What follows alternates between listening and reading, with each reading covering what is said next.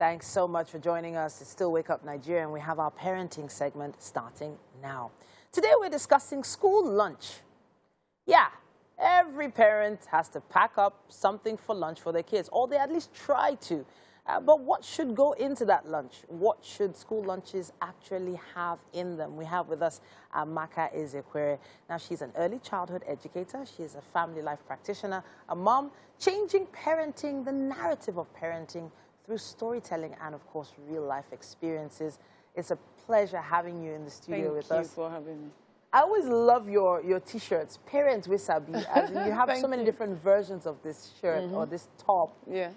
And it's a lot deeper than just having a child. Yeah. There are some things that parents have overlooked over time, and it does seem to be one of them, the school lunches thing. Yeah.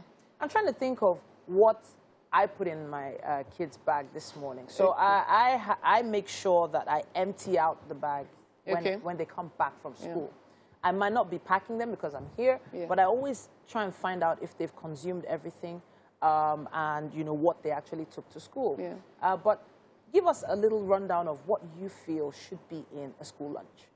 Okay, when we talk about school lunch, the first thing that gets into my mind as a mom or as a parent, because everybody can pack their children's school lunch. Yeah. The first thing about school lunch is the health of my child. Okay. Then it has to be about colors, because children love colors. Once a child opens their lunch and they see, you know, beautiful colors of, you know, things, those things make the children want to eat. Okay. But if you just make it there, the children will be like, I don't want to eat this, in as much as the child wants to eat it. Okay. Then what else should be on my mind? I need to understand that my child needs to concentrate. The immune system of my child should be on my mind. And creativity. School lunch is about creativity. And the portion, you don't just have to load, because once the plate of a child is so filled, it will just, you know, make the spirit of the child not want to eat. Okay. So it's about creativity, it's about color, it's about the health of my child, it's about building the immune system of my child, it's about concentration. And yes, I want brain development. Yeah. Okay, so now, I obviously, to talk about this, we have to call out some parents out there. Okay. Because there are tiny packets of biscuits, crackers in the market, and they're making billions off Nigerians. Yeah. There are all the, you say, stick sweets, lollipops, you know, gummy sweets out there that are just making things a lot easier for parents because they're extremely affordable. Now, kids love sweet things. Most kids love sweet things. So where do the parents stand when it comes to saying no on these things? I wouldn't say they put it because it's affordable, but because it's easy for them. Okay. Because it has to, it's just like giving a child noodles for a whole school week. Yeah. It's easy for me. I just have to do it either with green pepper, either white, just whatever, Monday through Friday, and my child is good to go. Okay. And I know that once I give my child noodles, my child is going to be so happy because every child loves noodles. I've never seen a child who said... most. Okay, most. But I'm yet to see a child who said no, unless the parents just had to say, no, okay? So I'm not going to tell you, don't put sweet. I'm not here to lecture you on what to do, but we're going to say, let us have a limit to what we do. If the food my child eats is healthy, that's where I am interested on. Then if we can be able to give them more fruits, it's also very important. All right. Because at the end of the day, children pick germs easily. And the school environment is one place the children can pick germs easily. These are children coming from different homes. You see the other child coming with catarrh, with cough, and all of that. So the more healthy we make their school meals, the more better for the child. Okay, so where do we stand on time?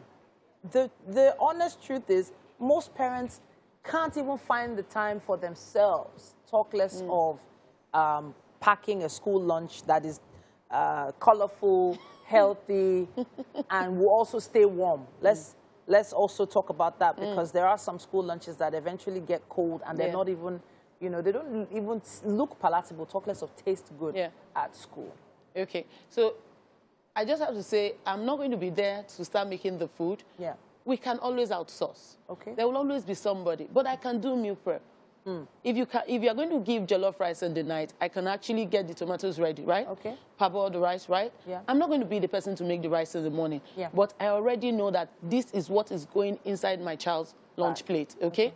Now, for the food to be warm, there are better lunch plates that keep things warm. All you need to do is to, search the market, ask questions from other parents. What is your child eating? I'll tell you what, there was a time my son came home and he said, my food doesn't get cooked, but I see someone in my class that the food is always hot. Okay. I had to ask the parents, which lunch plate is this? Where do you use it? For the health of my child and for the comfort of my child, if this is what will make a child eat, why not? Then I went out and I looked for it. Yeah.